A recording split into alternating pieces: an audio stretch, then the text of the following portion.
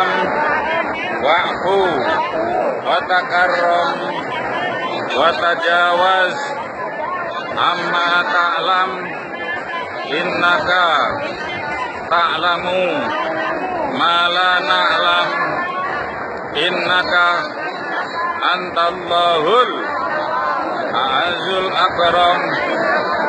Pancasila, satu, ketuhanan yang Maha Esa. Dua, kemanusiaan yang adil dan beradab. Tiga, persatuan Indonesia.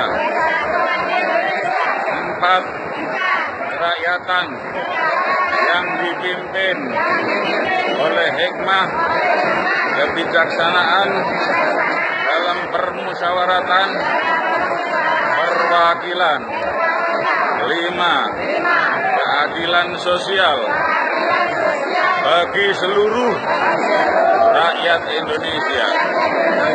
Rabbi ghafir warham wa'fu wa takarram wa tajawaz amma ta'lam innaka ta'lamu ma la na'lam innaka antallahul a'azul akram.